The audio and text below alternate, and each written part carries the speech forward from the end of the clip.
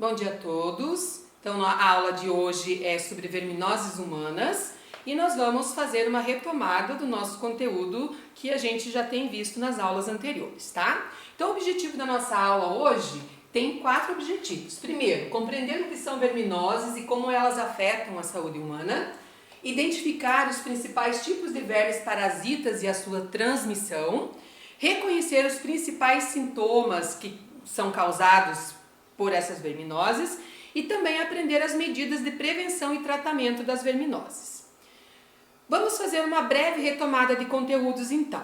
E aí, pessoal, alguém aí da turma já teve alguma verminose? Com certeza sim, né? Porque principalmente quando a gente é criança, quando a gente não cuida muito da nossa higiene, a gente acaba desenvolvendo alguma verminose. Então vamos relembrar algumas características dos principais vermes que podem acometer então os seres humanos. Primeiro deles, nós vamos ter os plateumintos, certo? Entre os plateumintos, a gente vai ter aqueles que já estão presentes na Terra há mais de 600 milhões de anos. Eles vão apresentar o corpo deles alongado, em formato de fita. Eles não têm esqueleto. Entre eles, a gente pode ter a tênia e o esquistossomo. Mas nós também temos os plateumintos que são vermes de vida livre, como é o caso das planárias, que elas vivem em ambientes úmidos e elas auxiliam então na decomposição da matéria orgânica presente no ambiente. Esses vermes eles podem ter tamanhos variados, eles podem ser pequenos, mas eles também podem chegar a alguns metros de comprimento, certo? Segundo grupo de vermes são os nematódios, que eles têm o corpo cilíndrico, eles vão apresentar o corpo afilado nas pontas e alongado. Ele também pode ter de alguns centímetros e pode chegar até 40 centímetros, como é o caso das lombrigas que vão ficar dentro do intestino de pessoas contaminadas. Esses aqui apresentam sexos separados, ok? Seguindo lá, vamos ver agora o que são verminoses intestinais. Então, as verminoses intestinais, como o nome diz, são aquelas que afetam o intestino dos seres humanos. Nós vamos ter vermes que vão se alojar em vários lugares diferentes do sistema digestório. Mas aqui nós vamos falar então dos vermes exclusivamente intestinais. Então, são aqueles que habitam o sistema digestório e eles vão desenvolver algumas características, como eles são parasitas obrigatórios, eles vão se adaptar ao estilo em que o seu hospedeiro vai estar, com tudo aquilo que o hospedeiro vai estar se alimentando, certo? A questão norteadora do nosso sistema, da nossa aula é entender por que é que as verminoses ainda acometem muitas pessoas no Brasil, certo? Então, a primeira verminose que a gente vai falar é a ascaridíase. Alguém da turma aí já teve ascaridíase? Vocês sabem me dizer qual é o nome popular que as pessoas chamam as lombrigas? As avós falam o que mesmo? Isso mesmo, as avós dizem que a gente estava com bicha, principalmente quando a gente era criança e apresentava a vontade de comer doce, certo? Então aqui, quais são as características desse verme? A transmissão dessa verminose vai acontecer porque em determinado momento alguém que estava contaminado defecou em lugar que não deveria, contaminou a água e essa água contaminada foi utilizada então para fazer a rega de produtos que estão sendo consumidos de forma crua, certo? Segunda verminose, nós vamos ter a ancilostomose ou o amarelão. Alguém de vocês aí já ouviu falar na história do Jeca Tatu? Uma história criada por Monteiro Lobato? Isso mesmo, Jeca Tatu era um senhor que vivia no sítio, que vivia descalço e ele estava sempre desanimado, então tudo que ele plantava não dava. As pessoas achavam que ele era preguiçoso. Na verdade, quando um médico visitou a casa dele, percebeu que ele estava doente, que ele estava com um amarelão causado pelo verme que vivia no solo. Então, aqui a pessoa contaminada defeca no solo, as fezes vão fazer com que fique o solo contaminado e a pessoa anda descalço ali naquele solo contaminado, acaba pegando, as larvas penetram pela pele.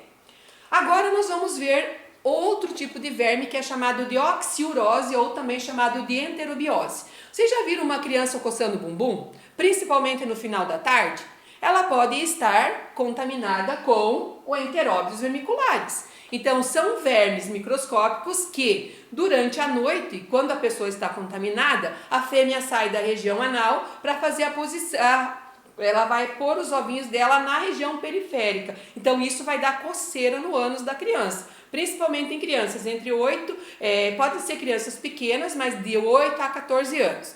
Principalmente quem não cuida da higiene das mãos, certo? Então, os sintomas principais aqui nós vamos ter coceira intensa na região anal, náuseas, vômito, dor abdominal e às vezes quando a pessoa defeca, ela vai ver a presença desses verminhos nas suas fezes, tá?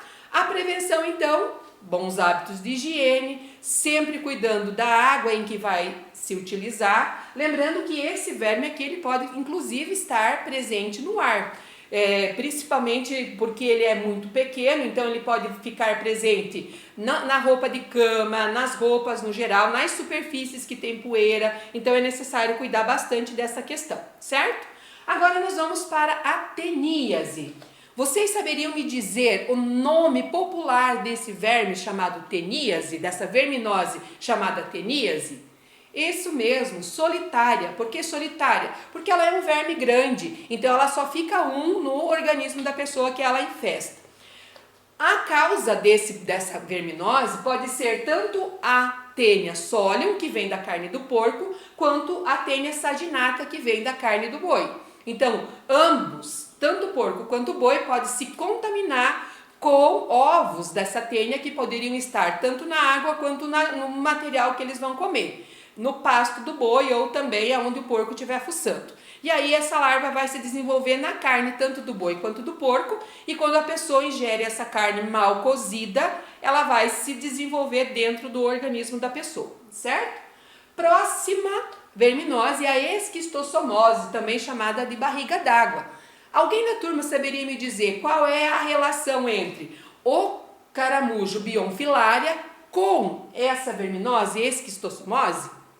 Isso mesmo, essa verminose tem um período intermediário em que o caramujo passa a ser o hospedeiro intermediário. Então, o esquistossoma vai se desenvolver, vai largar uma larvinha chamada de cercária, né? E aí, então, a pessoa, quando vai nadar em lugares de água parada, se coçou é porque pegou. Esse é o ditado popular que fala, né? Então, se a pessoa nadou em lugares que tinha esse caramujo, saiu com a pele coçando, fica esperto porque você pode ter problemas sérios com a barriga d'água. Ela é, entre as verminoses, uma das mais perigosas, porque ela vai trazer vários sintomas diferentes. Inclusive, a pessoa pode ficar com ascite, que é a questão do abdômen distendido por conta do excesso de linfa, de líquidos que vai ficar dentro dessa barriga d'água, certo? A prevenção das verminoses é sempre seguindo as orientações do Ministério da Saúde, que é em relação à questão da higiene pessoal, higiene do ambiente e higiene no preparo dos alimentos.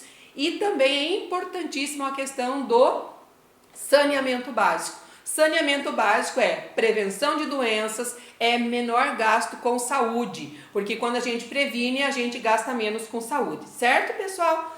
Agora nós vamos para as atividades. Lembrem-se, 5 grupos, vamos fazer primeiramente a pesquisa sobre qual foi a questão norteadora da nossa aula. Então a questão norteadora é, por que é que ainda existem verminoses no Brasil?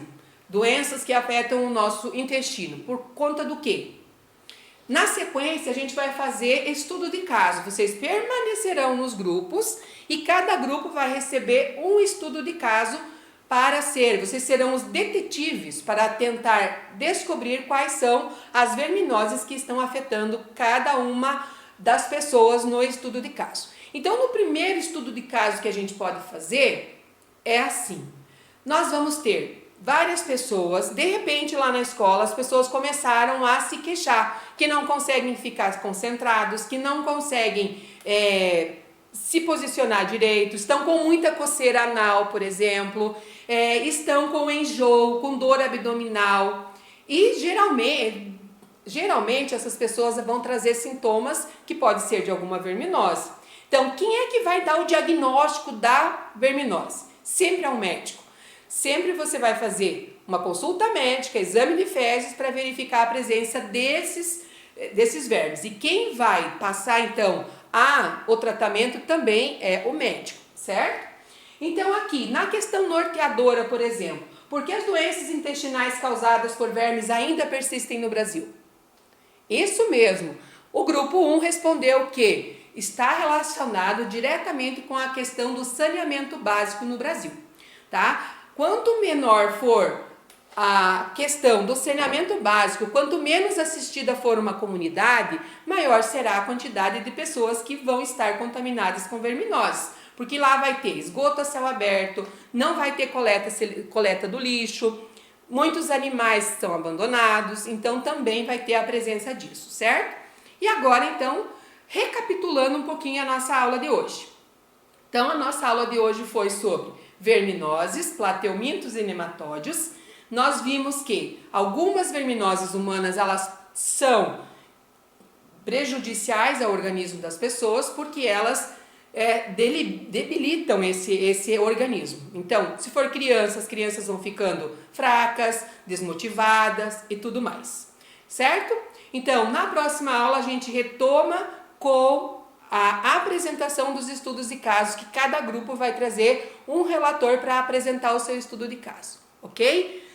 Obrigada, pessoal, pela atenção, um grande abraço e até!